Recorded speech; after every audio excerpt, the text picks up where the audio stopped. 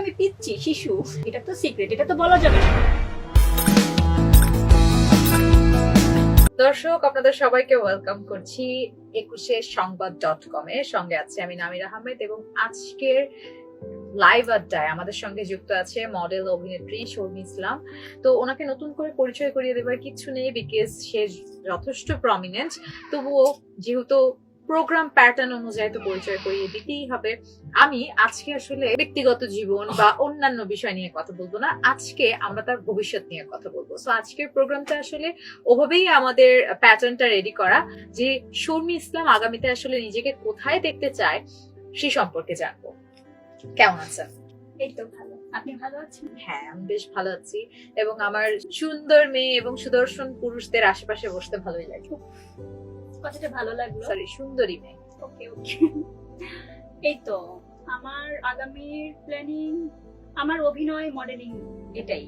আচ্ছা, যেহেতু আমি একজন শিল্পী মানুষ, আসলে আমার ধ্যান জ্ঞান সবকিছু, চিন্তা ভাবনা, আমার মিডিয়া জগৎ, আমার অভিনয়, আমার মডেলিং, এটা নিয়ে আমি আমার আগামী চিন্তা ভাবনা। আচ্ছা, আগামী চিন্তা ভাবনা তো শুনবো অবশ্যই। আগামী চিন্তা ভাবনা শোনার আগে একটু প্রিভিয়াস কিছু গল্প শুনতেই হয়। সেটা হচ্ছে শর্মী সংস্কৃতি মনা আমরা জানি, শর্মী থিয়েটার আর্টিস্ট সেটাও আমরা জানি, কিন্তু যেটা আমরা জানি না শর্মীর পড়াশোনা কি নিয়ে, বা শর্মী এর বাদেও আসলে অন্য কিছু করতে আগ্রহী কিনা, এই বিষয়গুলো সম্পর্কে একটু জানতে চাই দর্শক।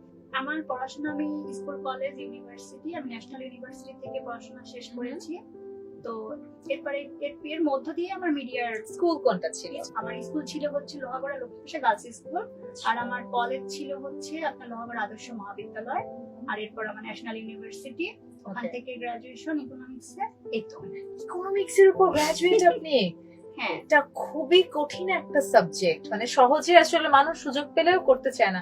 কিভাবে ম্যানেজ করলেন? না মানে পড়াশোনা করেছি, কিন্তু আসলে আমার সাবজেক্টটা যতটা সুন্দর ততটা কিন্তু কঠিন। সেটাই আমি হ্যাঁ, আমার বললাম। কাছে মনে হয় যে বাংলা, ইংরেজি এটা অনেক ইজি, কিন্তু না, বাংলা আমি যতটুকু জানি, if I am not wrong, Bangla অনেক কঠিন একটা সাবজেক্ট। সাহিত্য, হ্যাঁ হ্যাঁ, কারণ বাংলা আপনি যদি আপনি যেভাবে কথা বলছি, আমাদের কাছে হয়তো মনে হচ্ছে যে আমরা একদম শুদ্ধ চয়ন করছি বা শুদ্ধ ভাষী, কিন্তু আসলে কিন্তু তা না। বাংলা অনেক কঠিন একটা সাবজেক্ট। তো তারপরে দেখা গেল আমি যে পড়াশোনা করেছি, কিন্তু আমার মিডিয়া পথ চলার কারণে কিন্তু আসলে অবশ্যই আমার বিষয়টা গুরুত্বপূর্ণ, কিন্তু তার থেকে বেশি গুরুত্বপূর্ণ আমার মিডিয়ার জগৎটা।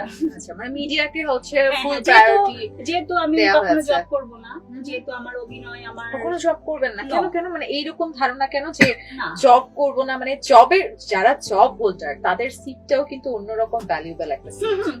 তাদেরকে তো অবশ্যই রেসপেক্ট করি। যেমন একজন ডক্টর, তার কাছে তার প্রফেশনটা রেসপেক্ট, সম্মানের। টিচার, তার প্রফেশনটাও কিন্তু সম্মানের। 100%। ইঞ্জিনিয়ার, সেটাও একই। এবং একজন শিল্পী যে অভিনয়, তো আমি সবার প্রফেশনটাকে আমি রেসপেক্ট করি, কিন্তু আমি ব্যক্তিগতভাবে জবটা পছন্দ করি না, এই কারণে যে আমি হচ্ছে খুব স্বাধীন প্রিয় একটা মানুষ। স্বাধীন চেতা আমি স্বাধীনভাবে চলবো। আমার যদি কখনো কিছু করতে হয়, বিজনেস করবো। হ্যাঁ, সেটা আমার মিডিয়ার পাশাপাশি। তাহলে বিজনেস কি করা হচ্ছে No, কিনা? no, no, এখনো করা হচ্ছে না। সেটা আমার ফিউচার প্ল্যানিং, সেটা সুদূর ভবিষ্যতে, এখন না।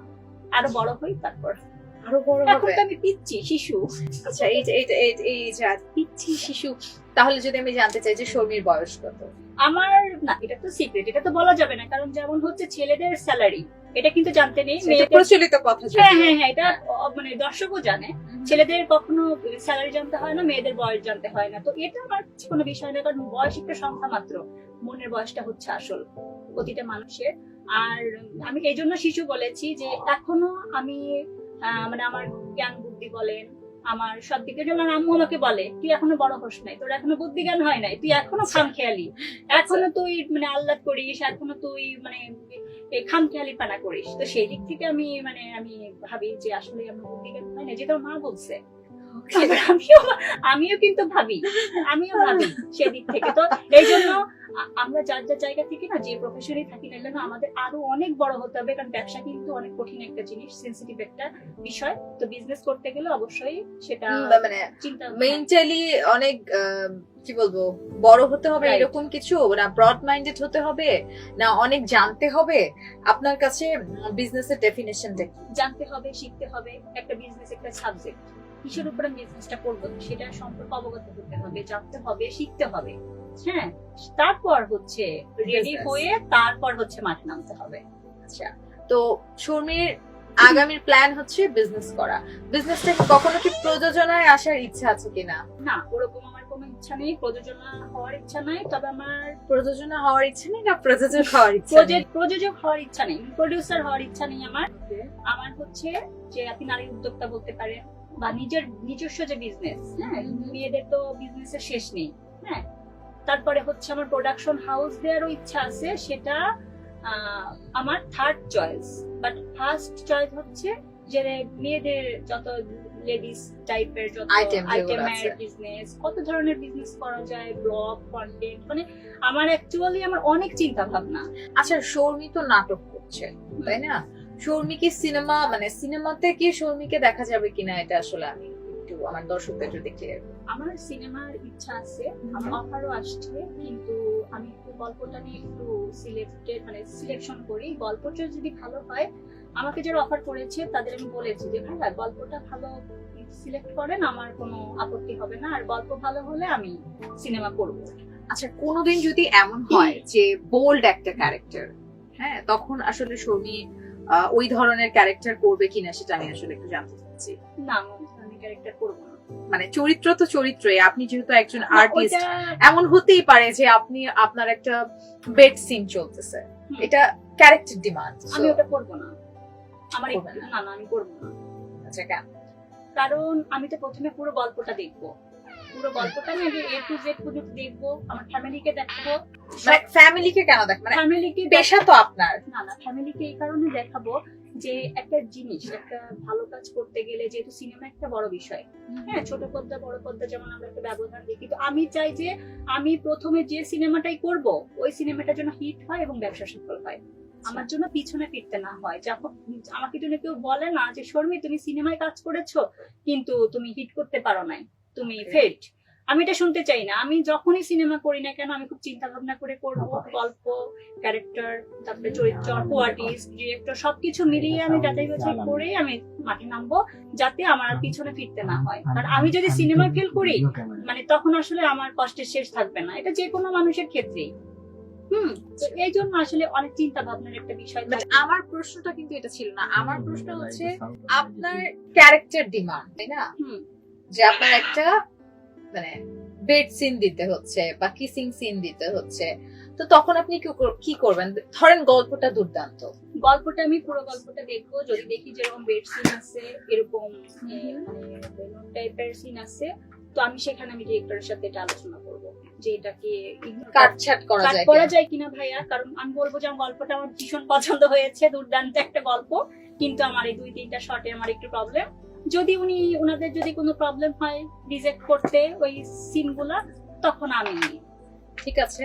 আর এছাড়া শর্মির ফিউচার প্ল্যান কি আমাদেরকে একটু সংক্ষেপে বলে যদি শেষ করতেন, বিকজ আমরা আমাদের প্রোগ্রামটা আজকে খুবই শর্ট টাইমের জন্য আপনার সাথে লাইভে যুক্ত হয়েছি। আচ্ছা, সো আমার হচ্ছে প্ল্যানিংটা হচ্ছে আমার মানে আগামী প্ল্যানিং আমার এই মিডিয়া নিয়ে, ওই শুরুতেই বললাম যে হ্যাঁ, সেটা তো ওই আমরা এক জানি। কথায় ঘুরে ফিরে আসতেছে। আমার চিন্তা ভাবনা, আমার ধ্যান ধারণা সবকিছুই মিডিয়া নিয়ে, তাই না? চলার পথে মানুষের স্বপ্নের শেষ নেই, নতুন নতুন স্বপ্ন অ্যাড হয় প্রতি মুহূর্তে, যেমন এরকম আর কি। তো আমার আগামীর পথ চলা এই আমার অভিনয়, এই মিডিয়া জগৎটাকে নিয়ে।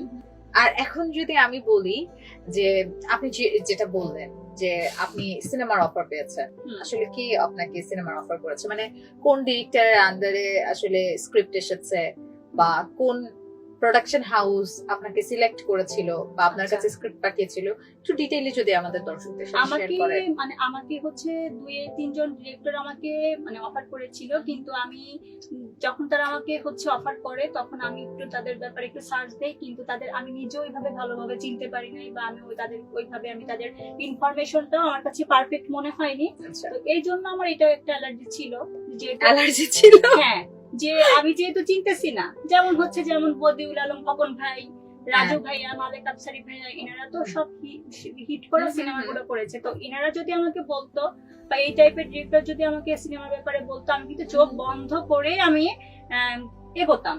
বা স্টেপ বাই স্টেপ আমি এগোতাম, কিন্তু যেহেতু আমি ওই ডিরেক্টরকে আমি চিনতেছি না বা ওনার ওরকম হিট করা কোনো সিনেমা নেই, তো সেহেতু আমি এই জন্য আমার আরেকটু হেজিটেশন কাজ হ্যাঁ, করেছে। হ্যাঁ, হ্যাঁ। আচ্ছা মানে এমনও তো হতে পারে যে সে শুধু আপনাকে নিয়ে সিনেমা বানাতে চাচ্ছে, but he is a good director, এটাও হতে পারে। আপনি সেটা পাত্তাই দিলেন না। তো এটা আপনার মানে আপনার জীবনের পথ চলার ক্ষেত্রে বা আপনার মানে এই ফিল্মি ক্যারিয়ারের ক্ষেত্রে একটা লস না?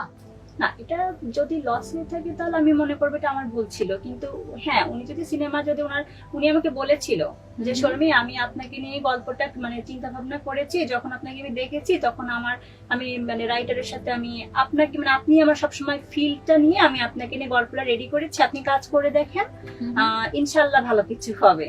কিন্তু আচ্ছা। আমার হচ্ছে ওখানে আপনি কি গল্পটা শুনেছিলেন? আমি হচ্ছে গল্পটা শুনি নাই, কারণ কোয়ার্টিস্টও নতুন ছিল। হ্যাঁ, কোয়ার্টিস্টের যখন আমাকে কোয়ার্টিস্টের হিরো ছবিটা আমাকে পাঠায়, তোকেও আমার অতটা ভালো লাগে নাই।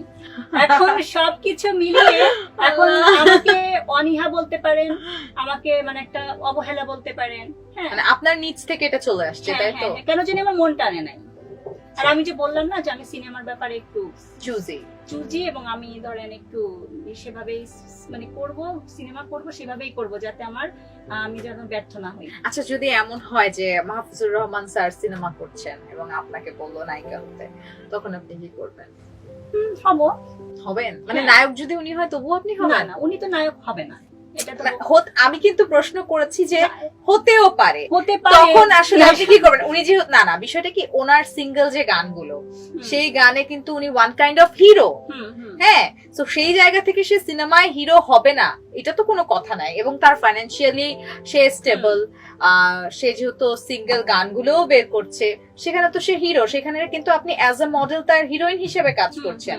এবং দর্শক কিন্তু এই ব্যাপারটা খুব ভালোভাবে লাউড এন্ড ক্লিয়ার, যে মাহফুজুর রহমানের যে গানগুলো হয় সেই গানগুলো ম্যাক্সিমাম কিন্তু প্রেম, ভালোবাসা, বিরহ এগুলো নিয়েই থাকে। তো এই জায়গা থেকে আসলে আপনি কি করবেন? আমার প্রশ্নটাই আসলে এটা ছিল। হয়তো এখন আমি আপনাকে বুঝিয়ে বলতে পেরেছি। ওকে, আমি যতটুকু তার চিন্তা ভাবনা আমি জানি যে হ্যাঁ সে তার গানের মডেলে সে হিরো, কিন্তু সে সিনেমার ব্যাপারে সে আবার একটু অন্য চিন্তা ভাবনা তার। আমি তার চিন্তা ভাবনা নিয়ে কথা বলছি না, আমি আপনার চিন্তা ভাবনা নিয়ে কথা বলছি। না, উনি হিরো হলে আমি করব না কাজ। ওকে, উনি হিরো হলে আমি কাজ করব না, এবং আমি ড্যাম শিওর উনি হিরো হবেও না। না, ডিপ্লোম্যাটিক বিষয়টা কি, আপনি ডিপ্লোম্যাটিক হয়ে যাচ্ছেন। আমি তো তার চিন্তা ভাবনা সম্পর্কে জানি না, প্রথমত বিষয়। সেকেন্ড ব্যাপার হচ্ছে, না আমার গেস্ট এখন উনি, হ্যাঁ, যে আমি ওনাকে বলবো। এখন আমি ধরেন ওনাকে বললাম যে স্যার আপনি শর্মিকে নিয়ে কাজ করবেন বা এমন কোনো চিন্তা আপনার আছে কিনা, উনি যদি বলে হ্যাঁ আমি তো হিরো হব, ও হিরোইন হবে, সমস্যা কি? তখন তো ব্যাপারটা জমলো না, তাই না? আচ্ছা, তো না, উনি হিরো হলে আমি হিরো মানে আমি কাজ করব না। আমি স্যারকে বলবো যে স্যার আপনি হিরো নেন, একটু পরামর্শ করবো। আমার তো কাজ করতে ইচ্ছা করতেছে, আপনার সিনেমায় কাজ করতে ইচ্ছা করতেছে, এটা তো আসলে আমার জন্য একটা গুড লাক। কিন্তু হিরো মানে আপনি যদি কোনো হিরোকে নিয়ে কাজ করেন সিনেমাটা মনে হয় পরবর্তীতে যদি এমন হয় যে মাহফুজুর রহমান নেক্সট ঈদে হয়তো আপনাকে নিয়ে আরো 2-3টা গান রিলিজ দিল বা সিঙ্গেল গানে আপনার কাজ করার সুযোগ হলো, তখন আপনি কি করবেন? হ্যাঁ, গানে কাজ করব, যদি হয় আমি কাজ করব।